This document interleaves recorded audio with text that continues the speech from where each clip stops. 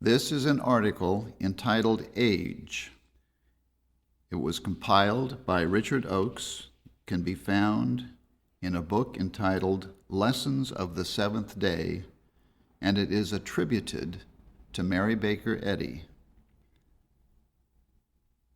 The added wisdom of age and experience is strength, not weakness, and we should understand this, expect it, and know that it is so. Then it would appear. I ask for you to keep a time for meditation every day.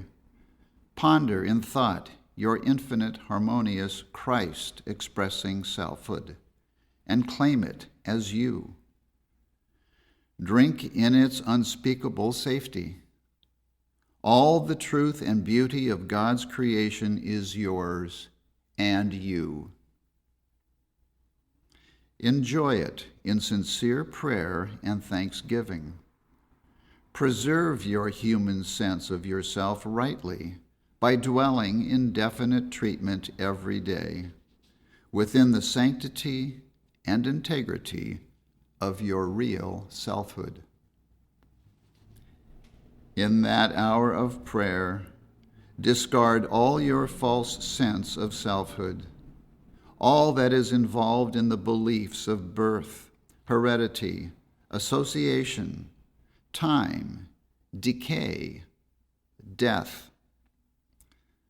By the grace and authority of God, close your thoughts firmly against the interference of mortal beliefs.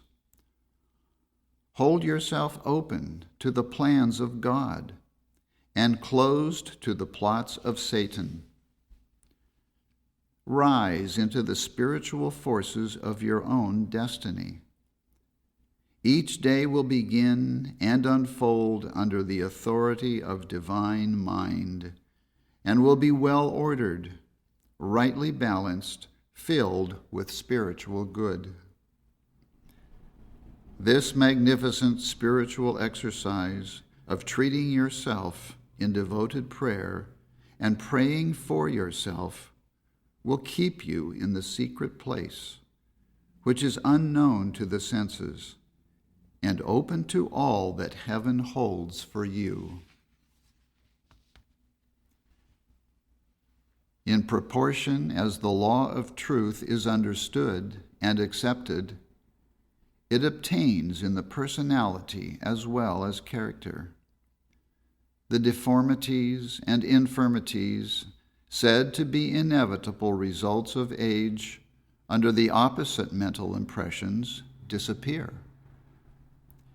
You change the physical manifestations in proportion to your changed thoughts of the effects of accumulated years, expecting an increase of usefulness and vigor from advanced years, with as much faith as you look for decrepitude and ugliness, a favorable result would be sure to follow.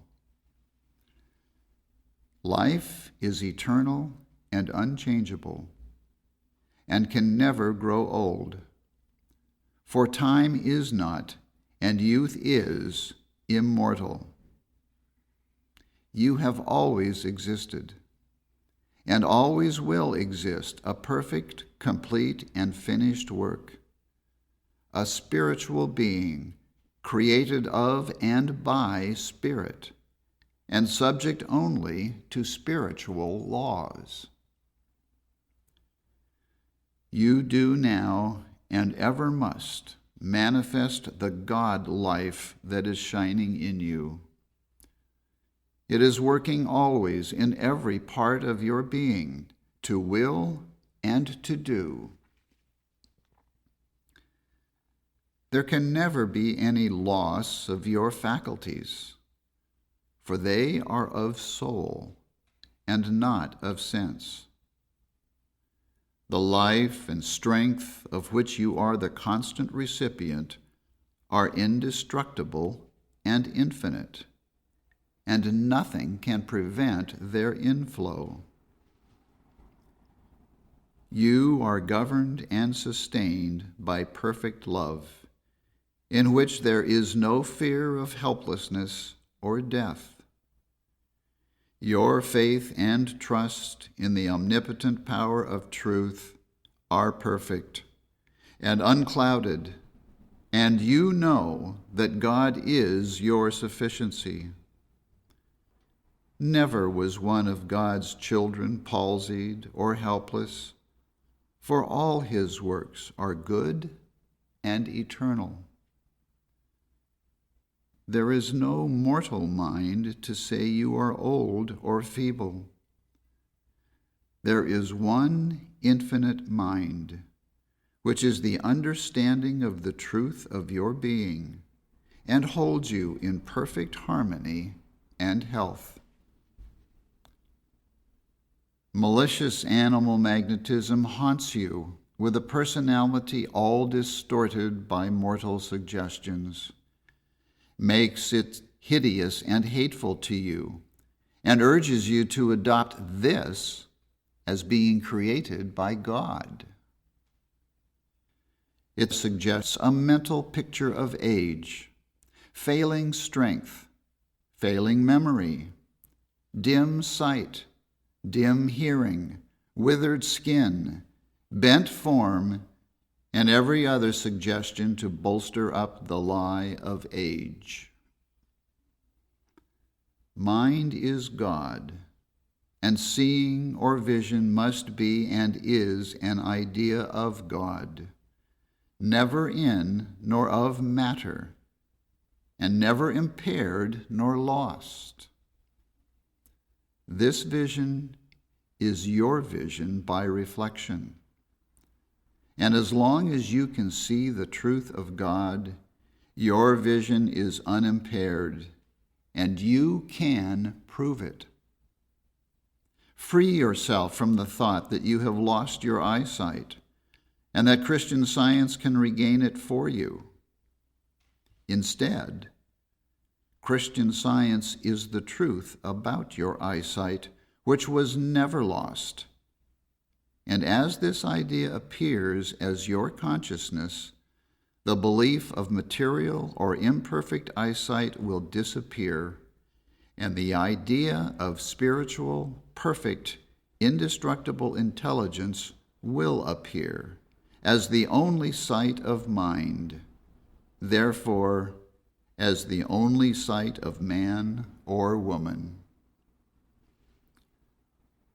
Old age is just as much a claim to be overcome as cancer or any other belief.